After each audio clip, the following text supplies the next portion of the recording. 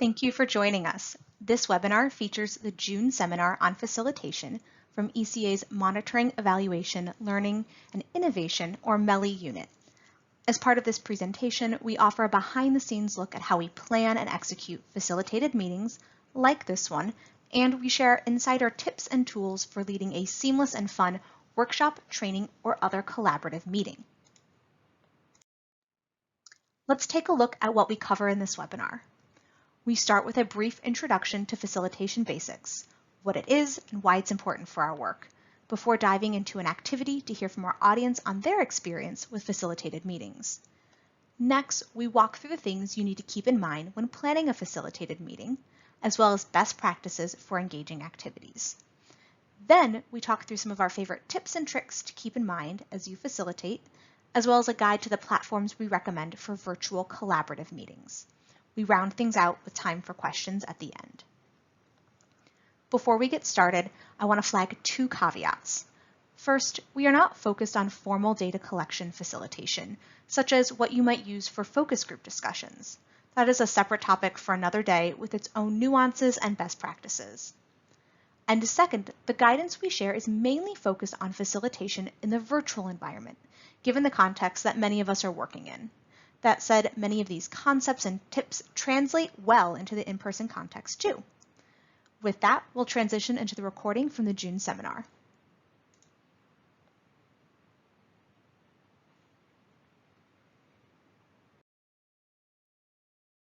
Facilitation is the act of engaging and guiding stakeholders through discussions, learning activities, and processes.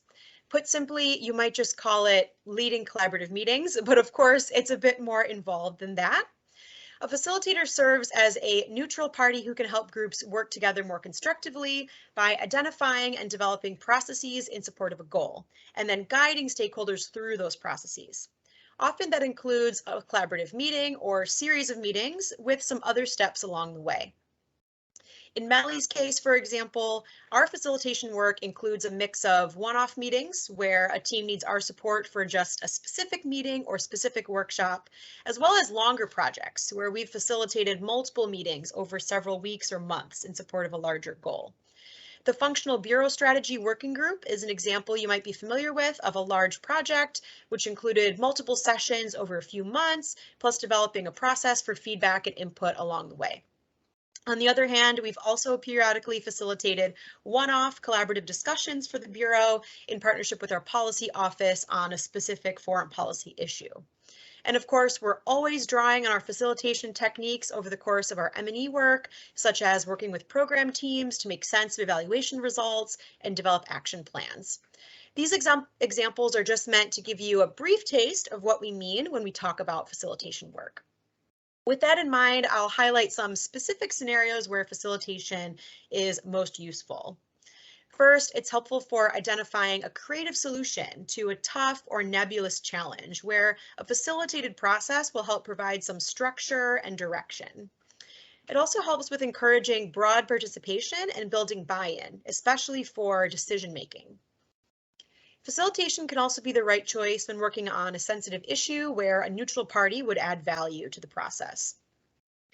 And facilitation is also great for synthesizing complex or multifaceted information in an efficient way, such as for translating performance monitoring or evaluation data into learning that can inform program decisions.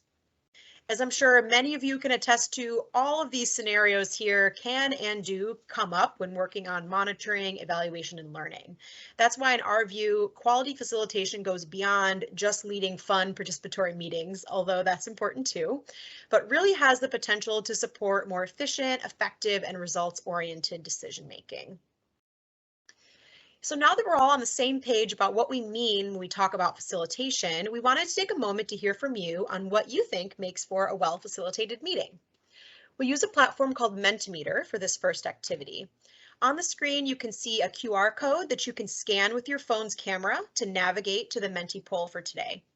Or if you don't want to do that, you can type menti.com into your phone or computer browser and then enter the code you see on the screen. Nicole will also drop a link into the chat, and that link will take you directly to the poll on your browser. So you've got 3 options to get there.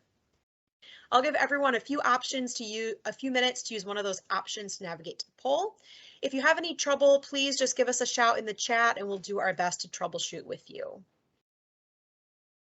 So go ahead and join us at the poll using one of those methods on the screen or by clicking the link in the chat. So once you're in the poll, let's go ahead and hear from you. I'd like you to think back to a time you participated in a meeting that you thought was really well facilitated. Reflecting on that meeting, tell us in a few words what you think made that meeting go so well. What happened? What contributed to that meeting's success? You can type your response into the box that appears on your Menti screen and then hit the blue submit button. You can submit multiple responses too, so feel free to share more than one idea if you like. And you see we've got some responses in, which is great. If you're still looking to join the poll, you can always just join with the link that Nicole placed in the chat and that'll take you right there. Engaging, everybody having a chance to speak, positive feeling, clear objectives, participant engagement. We see a lot on here about engagement and hearing from multiple voices, not letting one voice dominate or speak too much. That's very important.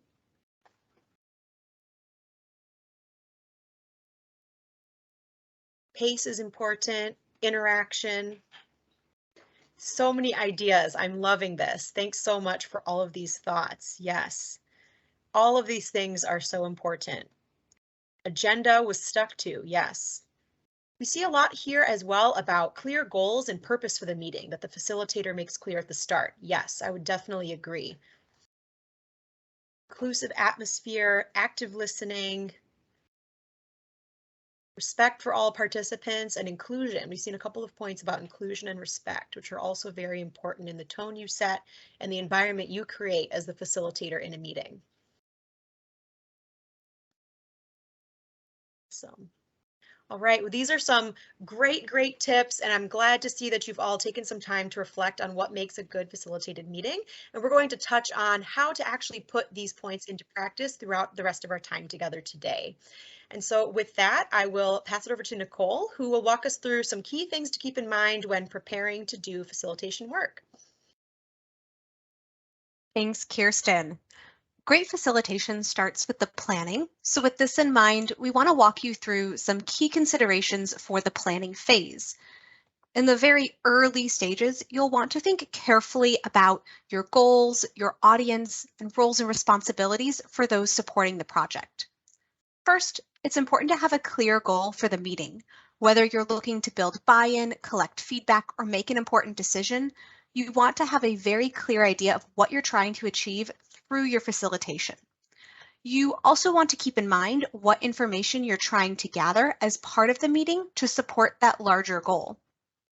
What information you need will also help you determine whether you need a single meeting or a series of meetings, as well as the meeting length.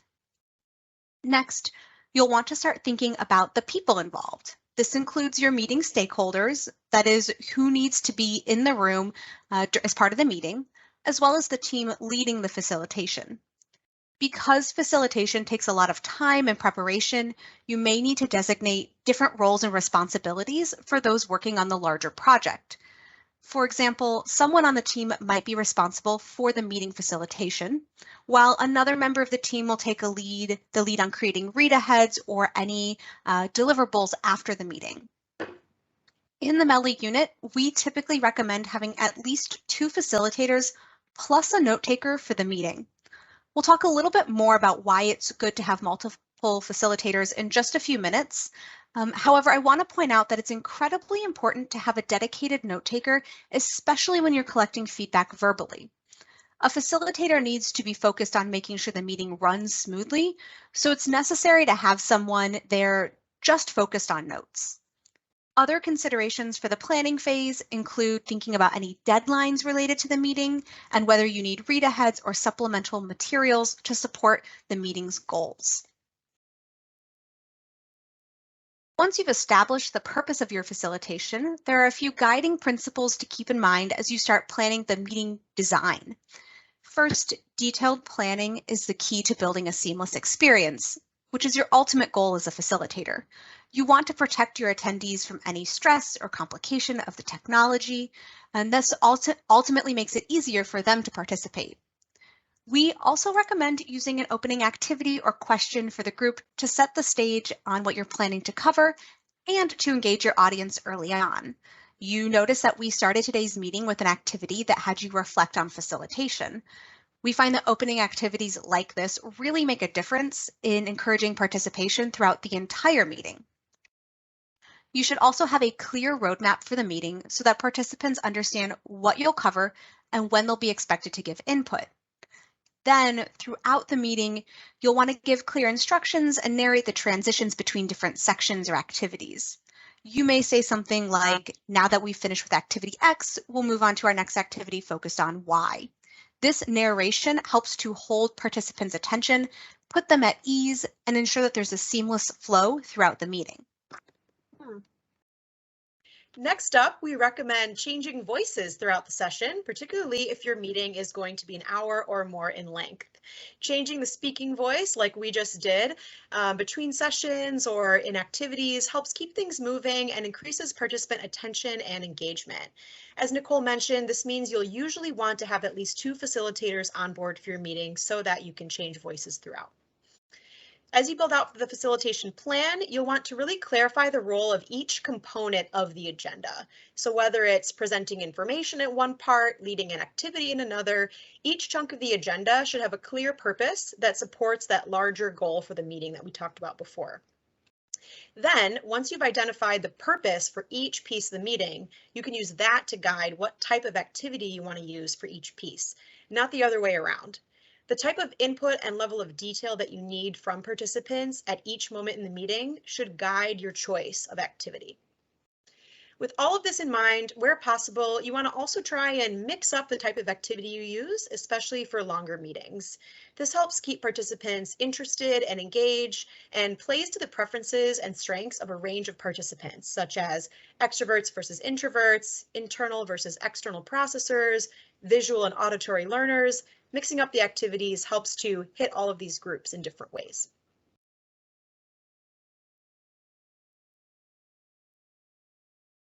So we know this is a lot to remember, which means that you'll want to write it all down. And we're now going to show you what this looks like in practice. We're peeling back the curtain on the facilitation and showing you what our facilitation plan looks like. The example that's on screen should look familiar to all of you. It is our plan for the opening activity we just did. Now that you've experienced it as meeting participants, you'll be able to see how our plan supported the activity. In the first column over on the left, you'll see that we mapped out the timing. We included both how long the activity should last and what time it should take place.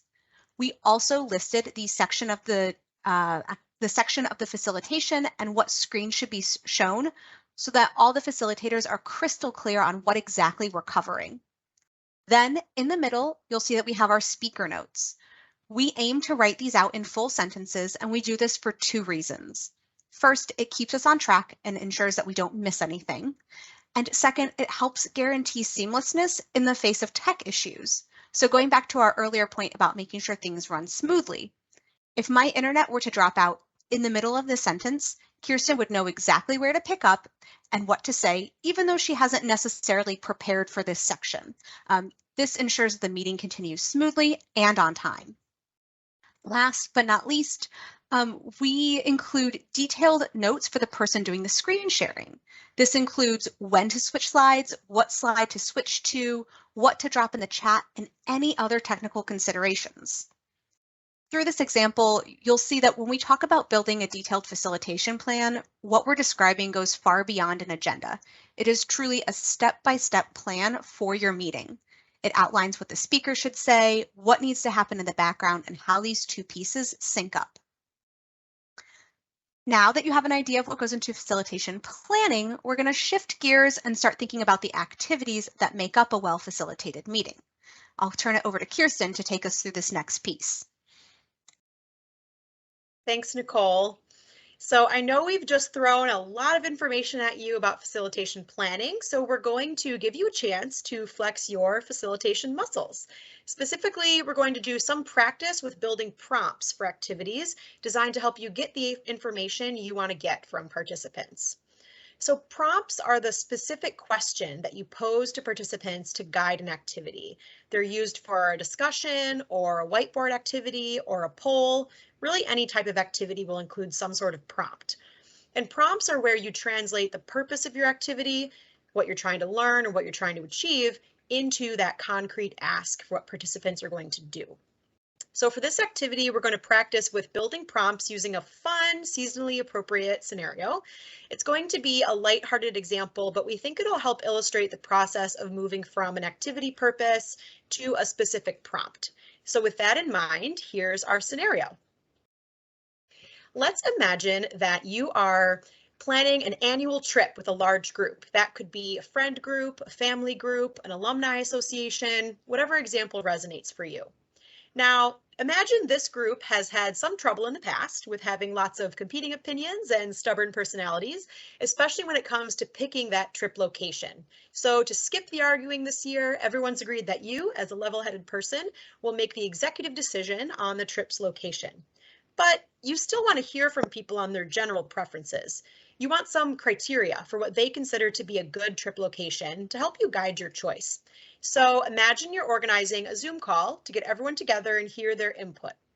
You want to plan an organized activity with discussion prompts to gather their thoughts. Those discussion prompts are what we'll ask you to think about for our activity in just a moment. So please keep this in mind and let it marinate while we get set up for the activity. We're going to try out another platform called Mural for this activity. If you haven't used Mural before, it's an online interactive whiteboard with sticky note, text, and drawing tools. Before we dive in, Nicole will pull up the mural on the screen share and we'll do a quick demo for you of how it works. So as you can see, we have a whiteboard here. There's a question for you and a space to add your thoughts on sticky notes. To add a sticky note, all you will do is you'll double click anywhere on the screen and a sticky note will appear. You can just immediately start typing once you double click and create that note. And you also might want to make your note bigger. To do this, you can just drag and drop from those white corners and make it bigger, just like you're adjusting the size of an icon in PowerPoint. There's also a toolbar across the top where you can adjust the size of your text or adjust the color of your note, anything you like, really. And sometimes that sticky note can be small, so if you want, it can look small on the screen. So if you want to zoom in to see what your colleagues are saying, in the bottom right-hand corner, there is a zoom feature that you'll be able to use. So you'll be able to try this out in just a second, but we wanted to give you a quick demo before we set you off on the mural board. So with that, let's try it out. Nicole is going to share the link to the mural in the chat. Go ahead and click that link to open the board. You don't need to be logged in to access it, but if you do see a login prompt, just click enter as visitor and that will allow you to enter. So again, Nicole's just popped that link into the chat for Mural. Please go ahead and click that link to join the Mural board, select enter as visitor and join us. And I see a number of people are joining us on the board now. We'll keep the screen share up so you can follow along in case you have any issues, but we really encourage you to join us on Mural to participate if you can. So once you're on the board, let's remember the scenario we're working with. You're designing an activity to collect input from a large group on the criteria that make for a good trip destination. What discussion prompts could you give to gather the input from all of these people? Go ahead and use the sticky notes to share your ideas for potential discussion prompts. Again, to create a note, all you need to do is double click on the screen and start typing. If you have any issues, please give us a shout in the chat.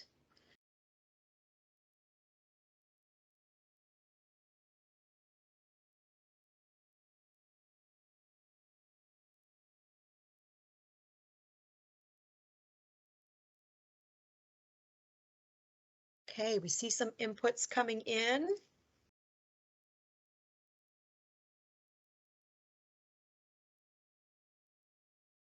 Give you all a few more moments to type.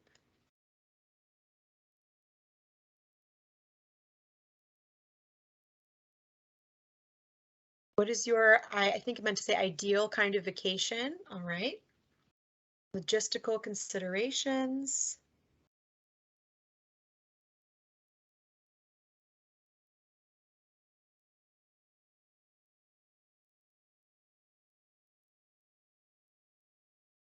What activities have made your trips memorable in the past?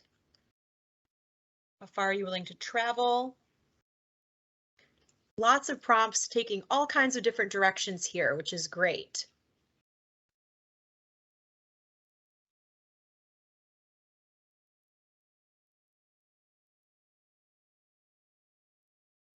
Give you a few more minutes to keep typing your ideas. As you see, there's a lot of activity on the board.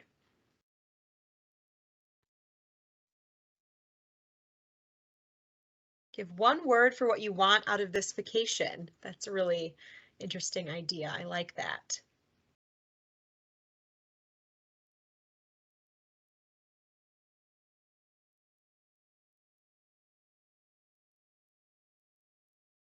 How physically active do you want to be? Great.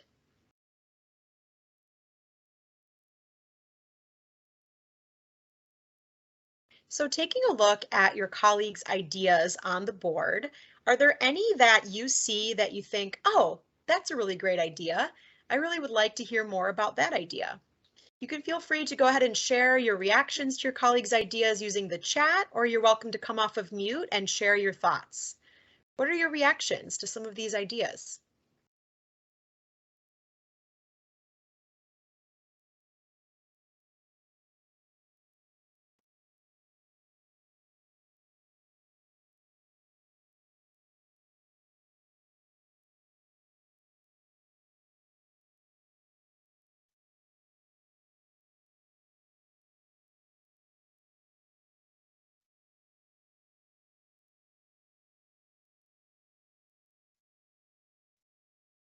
How about any ideas that surprise you or that you maybe want to hear a little bit more about that you're not sure about on the board? Please go ahead and share your reactions to your colleagues' ideas, either in the chat or you can come off of mute and share. See one idea in the chat that glad someone asked about budget. Always an important factor in planning a trip, that's for sure. Other reactions? Kirsten, this is Lysette. I love this weather preference. You just never know. And I think that that's a really lovely question to consider when thinking about where you're going on vacation. Yes, definitely important. What weather do we want to have? Can really influence things. Type of transportation. I love that you all have so many ideas for potential prompts, that they go in so many different directions from the broad to specific. Thank you for sharing your ideas. Sorry to hear that you're having issues with typing on the board. Feel free, if you're having issues typing on the mural board, to go ahead and add your ideas for potential prompts in the chat. That's totally okay too.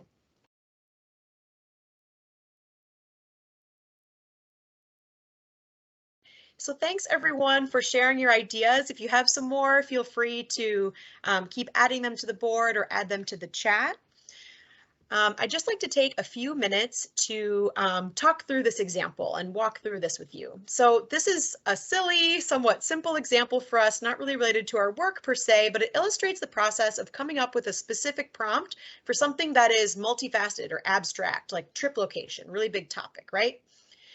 We've got so many great ideas on the board, and I encourage you to continue looking at your colleagues' ideas, but we'll also take a moment to show you some prompts that Nicole and I came up with when we went through this exercise ourselves. So Nicole, move the screen share to some of our ideas that we came up with. Oops. And I'll talk through them for just a moment here.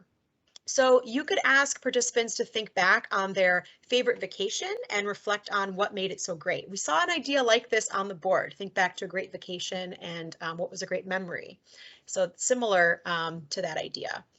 You could also do a two-part prompt where you first ask participants what might motivate them to come on the trip, and then ask them the flip side, what might discourage them from coming on the trip. Similarly, you could ask them to name a top must-have and a deal breaker. Or another kind of more creative idea is to ask what kinds of memories they hope to create on the trip. I think I saw a suggestion on the board that was similar to this idea about what type of memory, so great job for suggesting that too. You would definitely get illuminating answers from any of these prompts and from lots of the prompts that you saw from your colleagues on the board. And which one you choose ultimately depends on your audience and your preferences and style as a facilitator. There's no one right answer for this sort of thing. I will point out that we haven't recommended prompts here in Nicole and mine's suggestions that reference one specific aspect only. I know we talked a little bit about climate, landscape, price, distance. So those things are all really important, and they'd probably be good to dig into a little bit later, maybe in targeted follow-up discussions. But they're probably a little bit too specific for your activity where you're trying to get criteria that make a good location. And that's because the prompts we recommend here, by contrast, are all very open-ended. They allow participants to speak to any number of aspects, take it in multiple directions, to share what they think is a priority. So based on any of these prompts, they could talk about price, they could talk about weather, they could talk about activities. And after all, people don't usually make a decision about whether they like a trip location on one factor alone. It's usually a balance and a weighting of their different priorities and things they value. And general prompts like this that allow for multiple directions allow you as a facilitator to capture that nuance and to see what direction your participants would like you to take the discussion in next. So you might, as a follow-up activity, if you see a lot of comments in one of these general prompts, if you see a lot of comments around weather, around price, maybe that's your signal to dig into the discussion on that aspect. But you won't know which of these criteria matters most to your participants until you give them this broader question to start out. So those are just some recommendations that we might have for this activity. But again, no real wrong answer here. And thank you so much for taking the time to share your thoughts and ideas. I hope you found this fun and enjoyable. So with that, I'll pass it over to Nicole to talk to us some more about facilitating engaging activities. Thank you again to everyone for engaging with us on the mural. And so just bear with me for a moment as I transition us back to our PowerPoint, and then we're going to recap what makes for a good or a strong prompt. So again, you could be writing prompts for verbal discussion, polls, whiteboard activities. Regardless of the platform, a strong prompt does several things. Strong prompts have a clear, direct ask to keep things simple and focused for your activity.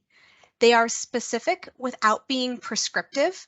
So this goes back to the point Kirsten made earlier about allowing participants to take different directions in their responses. Good prompts allow you to explore an abstract or a multifaceted concept through one concrete question. This translation from the abstract to the concrete does take some finesse to get right. Good prompts also invite participants to use their imagination to explore nuance. They should invite people to think outside of the box. Of course, your choice of prompt should always be tailored to your audience and your participant group. And then finally, we just want to add that we know it takes a lot of practice to write strong prompts. We find it's more of an art than a science in this way. In addition to writing prompts, there are a few other important things to keep in mind when facilitating an activity. It's important to give clear and specific instructions to ensure everything runs smoothly. Note that when Kirsten was facilitating, we provided instructions in 3 different ways. Kirsten explained what to do verbally. We had instructions written on the slide and the mural board, and we placed instructions in the chat so they were easier to reference. Wherever possible, you want to give participants multiple ways to engage, especially for a discussion. So in the activity we just completed, you not only had an opportunity to add ideas on the whiteboard, we also encouraged use of the chat, and we had a verbal discussion. This allows people to engage in the way that feels most comfortable for them. And then a note on the whiteboards. So whiteboards in particular allow for anonymous input, which can be really helpful when you're discussing sensitive subjects. So it's a great way to provide an alternative way to engage. Another approach is to have a main activity followed by a verbal debrief or reflection. talking through the ideas generated in an activity is a great way to dive deeper and capture nuance, something you can't always do in a sticky note. And then perhaps most importantly, when you're facilitating an activity, is to get comfortable with the pauses. It can feel awkward, but you'll need to give your participants enough time to gather their thoughts, find the unmute button, or type their responses out. This typically means waiting a few seconds longer than you're comfortable with, and I promise it always feels longer to you than it does to your audience. And then, of course, you want to write it all down. By now, you should know that we recommend having the entire activity mapped out and written down to ensure that all of the pieces come together. I'm now going to turn it back over to Kirsten to walk us through some general tips for the meeting facilitation.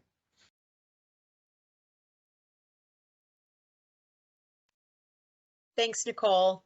So while this list of tips and tricks is by no means exhaustive, we wanted to run through some of our favorite tips we've picked up over the course of our facilitation work. First, always do a tech check prior to the start of the meeting. This is especially important when you have a complex facilitation with many moving parts, but we recommend a brief tech check even for simpler sessions. This should include things like microphone and video checks, screen share tests for all the windows you plan to share, and a test launch of any other features you plan to use, like polls or videos. The reason for this comes back to seamlessness. When your participants join the meeting, you want to ensure everything is set up already to run as smoothly as possible, and a quick tech check goes a long way. Next, if at all possible, we recommend using 2 screens when facilitating. This will enable you to be able to view the facilitation plan, meeting window, and the chat, as well as any screen share windows simultaneously. Some facilitators also prefer to even print out hard copies of that facilitation plan document and have that to refer to rather than having another window to navigate to.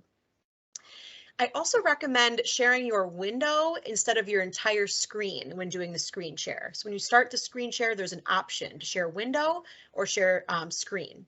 And if you share just your window, it helps prevent accidentally showing your Teams chat, your email, or any other documents not meant for the group.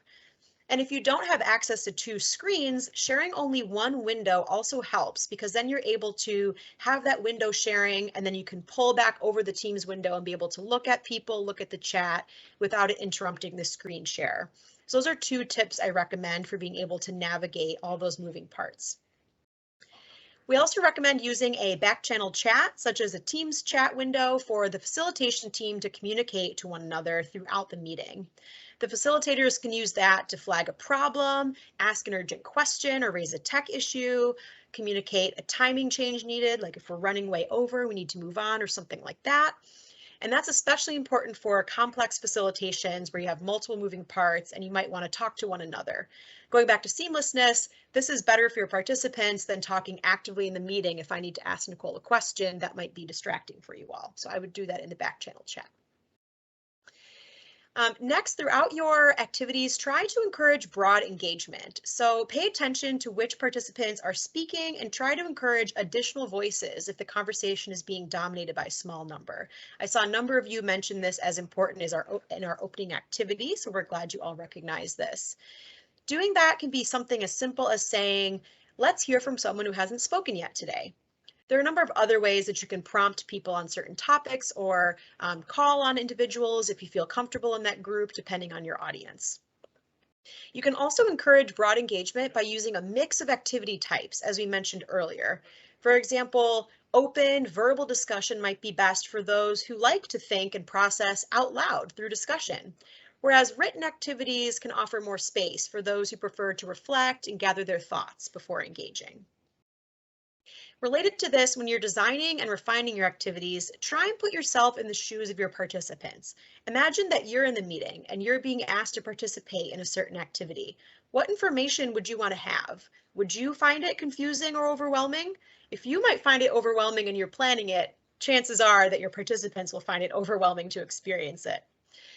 Proactively think through how your instructions or activities might be received, keeping your audience in mind. So, for example, do they all know one another? Are they relative strangers? How familiar are they with tech platforms? Use the answers to these questions as a guide for all those choices you have to make about your facilitation plan along the way. Next, it is so important to trust your co-facilitator during the meeting. There are lots of moving parts to manage during a facilitation, and one person usually can't be involved with all of it. So trust your co-facilitator to carry out the responsibilities you agreed to when making your facilitation plan, unless you hear otherwise from them about some kind of issue. If something does go awry and a game time decision is needed to adjust for timing or move to an alternate activity, trust the person who's facilitating in that moment to make that call. There are almost always multiple different ways to approach a facilitation challenge that comes up, but coming back to that seamless experience for participants, a clear decision that's made calmly and announced by one facilitator is going to come across better than a sort of muddled, confusing decision process from multiple folks at once. So it's just best to trust your co-facilitator to make that call and move forward. And if all else fails and your co-facilitator's internet drops or they have to step away for an emergency, just fall back on your facilitation plan. As Nicole mentioned earlier, if your facilitation plan is thorough, anyone from the facilitation team should be able to step in by simply following the guide and picking up where they left off. And in fact, earlier at the very start of our meeting, I was having some issues with my Teams, was freezing up, and I was messaging Nicole about it on the side, but we knew that if my Teams were to break, Nicole would have the entire plan for how to open up the meeting and what we planned to say. So we were worried, but not too stressed. And luckily I was able to rejoin the meeting. And finally, we recommend smiling even if your camera's off and nobody can see you. People can really hear your smile through your voice, and it will help put participants at ease. The mood and the energy that you bring as a facilitator can play a huge role in the tone of the meeting and overall experience for participants. I know it can be hard, but really try if you can to let go of nervousness or hesitation as much as you can. From the moment the meeting starts, just commit to your facilitation plan and go all in with that calm, confident, engaging energy. You might feel a little bit silly sometimes when you're trying to talk up an activity and pump up the crowd, but believe me, participants really pick up on the tone you set as a facilitator, and it's contagious to encourage that engagement and activity throughout the meeting. So with all of that in mind, I'll pass it back over to Nicole to talk through some practical tools and platforms you can use to tie all this together. Thanks, Kirsten. So we're now going to move on to the technology that you might use to support your process. First, you'll want to think about the platforms you need for your meeting, and then you can think about any supplemental platforms you want to use for activities. There are 4 platforms we commonly use for meetings in the Department of State context: Teams, Zoom, Google Meet, and WebEx. These 4 platforms support very similar types of activities. They all enable verbal discussion, chat, interactions like hand raising. I will note, however, that WebEx is the only platform that does not offer breakout rooms. When choosing your meeting platform, you'll want to think through the perks and the limitations of each. We really like Teams because it plays nice with our Department of State issued laptops. That's why we have our meeting in Teams here today. However, we will say that Teams does have some limitations on its interactive features. Zoom, on the other hand, has great interactive features, especially breakout rooms, and this platform's highly familiar to most audiences.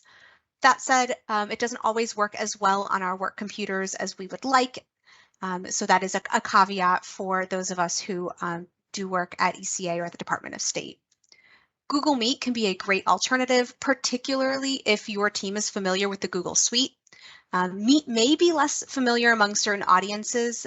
However, if you are a team that uses it, you'll know that you have to be logged into the Foreign Affairs Network if you're part of the Department of State in order to use the Google tools. And then finally, last but not least, WebEx is great if you have a really large group. It does give the feeling of one-way communication rather than collaboration. So unless you have a really large audience, it's not typically our first choice. Then, once you've determined what platform you'll use to host your meeting, you'll want to consider whether you need any supplemental platforms for your activities. Supplemental platforms that we like to use fall into 2 general buckets: whiteboard-like tools, and then platforms you can use for polls and games. The list on screen here is certainly not exhaustive of all the platforms out there, but it does reflect some of the most common options and the ones we use here the most in the MELI on the MELI team. Whiteboard-like tools include Mural, Google Jamboard, and Google Slides, as well as shared text files. These can be great for brainstorming ideas. As you saw in our earlier activity, Mural has some really great interactive features, but it does have a longer learning curve, both for meeting participants and for facilitators. Google Jamboard and Google Slides are both have a much shorter learning curve, but again, you'll have to be logged into the FAN account if you're a Department of State user, so that can add an extra step. Shared text files are especially useful when you're trying to collect feedback or edits on a document, but they are more limited when generating ideas. Then there are several platforms that allow for activities like polls, games, quizzes. These are really fun, and they include Mentimeter, Slido, and Kahoot. All three platforms are generally very easy to use. They're visually appealing. However, they only allow for one-way feedback. So you can collect input from participants, but there's no further interaction or engagement across those ideas or those inputs. All three of these platforms offer free versions, but the paid version offers much greater functionality, and so we typically recommend paid accounts for either Mentimeter, Slido, or Kahoot. And with that, I will go ahead and turn it over to Kirsten to share just a few additional resources with you. So back over to you, Kirsten. Thanks, Nicole. So we know you have a lot of questions. So before we move into that piece, we want to highlight 2 facilitation related resources that the MELI unit has available. So first, we have put together a facilitation guidance document highlighting our recommended practices and tips for high quality facilitation that we covered today. It also includes this guide to platforms that we just went over and a template of that facilitation plan that we discussed earlier. This resource is available and appropriate for ECA folks as well as our colleagues and partners outside ECA or the department. And Nicole will drop a link to that in the chat now. Next up, for our ECA colleagues in particular, the MELI products and services document includes a section dedicated to facilitation services. So this includes an overview of the types of facilitation services we offer, what's involved with each, what to expect from MELI, and what inputs we would need from the requesting office for a given type of activity. The products and services document is available to ECA colleagues via our Diplopedia page. And if you are in an ECA office and would like to request facilitation support or any other service really from the MELI unit, you can always send us a request anytime at ecaevaluation@state.gov. And Nicole will drop those Diplopedia links and the email address into the chat for reference for ECA folks as well. So with that, I will pass it back over to Nicole to get us started with our question and answer session. Fantastic. Thanks, Kirsten.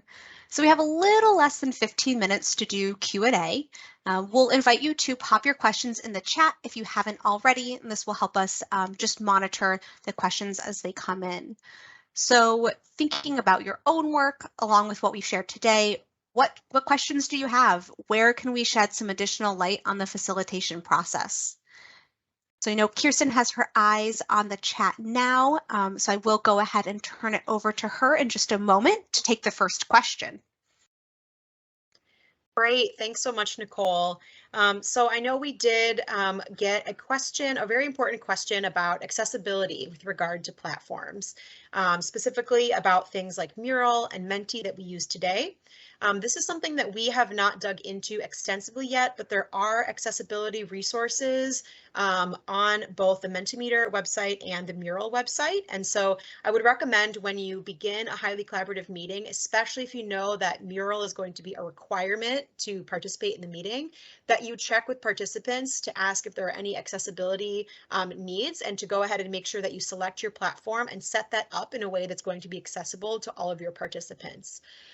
Providing multiple ways to engage, as we mentioned, is also a good way because beyond accessibility issues, we always have internet challenges. People can't find the link, whatever it may be. So offering folks the opportunity to be able to verbally engage by chat, or engage in the interactive platform is another good step.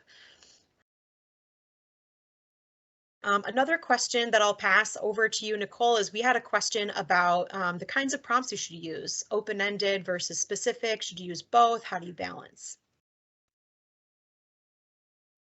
Yes, that's a great question. We touched on this very briefly earlier, but we typically recommend those broad prompts wherever possible, especially earlier in the session. So if you're going through a longer meeting or a longer facilitation process, then you can narrow your focus over time to get at more of those specific details that might require a more narrow prompt. But starting with the broad, again, helps you capture the nuance. It helps you understand the priorities of your participants. And then ideally, you can build your subsequent questions. You can build those narrow questions off the ideas that have come from the group and kind of use that to progress. Kirsten, do you have anything you'd like to add to that? Not to add on that specifically, I think all those points you raised are great. We have 2 more questions related to prompts in the chat that I can touch on. So one question is about sharing prompts in advance of the meeting or during the meeting. And I think that's a great question because it really will depend on the content of those prompts and what's happening in the meeting. So if you have just general prompts, I wouldn't recommend just sharing them in advance of the meeting just to share them. But if you have prompts that you know are going to require some advanced reflection or some information gathering prior to the meeting, then maybe you might want to share with participants, if not the exact prompt, to say, come to this meeting prepared to discuss XYZ, or prior to the meeting, please discuss with your team their thoughts related to X so you can come prepared to represent your team's idea related to that topic. So that's something to think about in the preparation phase, is which pieces of information you'll want participants to come prepared to the meeting with. And if they need to come prepared, then yes, you can share that in advance. But generally, you don't necessarily need to. There's also a question about prompts in trainings versus brainstorming sessions. So you do need to think a little bit more concretely and thoroughly about prompts when it comes to brainstorming, because of course the types of input that people will give you has a direct relationship to the purpose of your meeting, which is to gather that input or gather those ideas. That said, prompts can still really be important for things like this, trainings. But there's a lot of research out there about learning, and particularly for adult learners, that hands-on engagement really enhances learning. So even though we weren't necessarily trying to gather your thoughts on prompts from that activity we did for any particular purpose for us, we thought it's a helpful opportunity for you all to practice and engage, so you're not just hearing somebody talk on and on for an hour. So that's how I'd recommend the use and how to think about prompts for those different types of meetings. Thanks, Kirsten. So the next question I'm seeing in the chat here has to do with giving tech support, especially when you have an audience who doesn't use computers as much, or maybe isn't as familiar with some of the platforms you're going to use. And the answer to this really goes back to those early planning stages when you're thinking about who are your stakeholders and who's going to be in the audience. If you know that you have a group who maybe doesn't use the computer as much, that will guide your facilitation planning from the beginning. That may dictate, what types of activities you're doing. It might dictate if you need to give any supplemental or materials to help people prepare in advance. But most importantly, you'll want to think about this when you're selecting activities.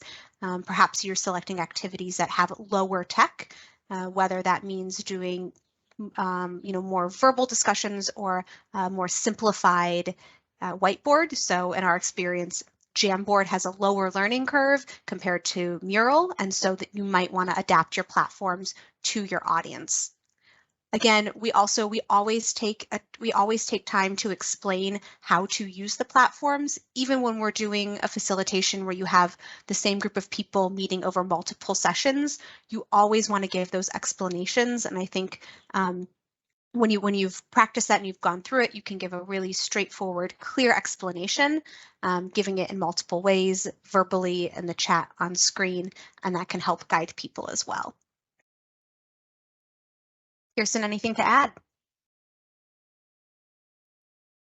I think all those points are right. I think, coming back to the point we made earlier about thinking about prompts, when you're doing a brainstorming session and you really need people to be on a certain platform, then that's another thing you might communicate with participants in advance. You might say, come ready to discuss X. We are going to use a browser-based interactive whiteboard. So please don't join on your phone. Please join on your computer, especially if you're going to be working with an audience that is used to joining a certain meeting by phone, right? If you're coming in to do a collaborative session, but it's usually on WebEx and people just listen, but now you're going to switch gears to Teams and do a whiteboard, you might want to let people know in advance that they're not going to be able to just listen in on their phone and they're going to want to be on their computer for that.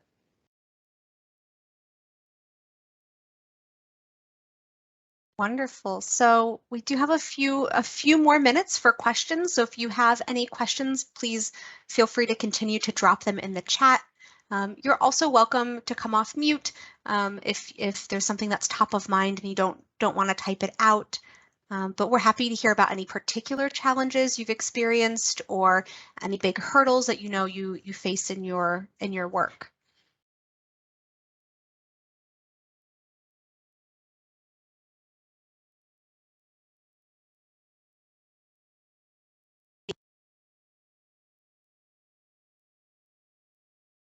So we have one question about navigating timing and ensuring you have ample time for each activity. Yes, so this is always an iterative process. So for example, with this session today, Nicole and I went through multiple versions of the facilitation plan.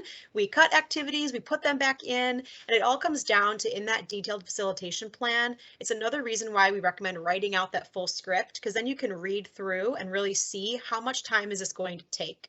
And then you can know whether you have enough time for the activity you have planned. We also recommend if you're on the fence, will this take 5 minutes or 10? Try to err on the side of more time to build yourself in a buffer. The buffer can really help if anything goes wrong, if you get started a little bit late, if something takes longer than expected. You want to make sure that you have more time rather than trying to squeeze in just by the nick of time for your activities. That's some things we'd recommend doing in terms of the detailed planning, but it'll definitely be an iterative process for sure.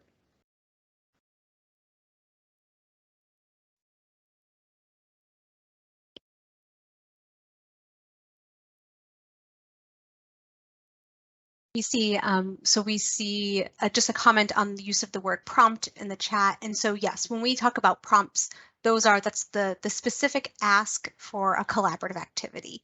And that can be whether that's a whiteboard or a verbal discussion or a poll. It's sort of how are you asking for the input that you're looking to receive through that activity?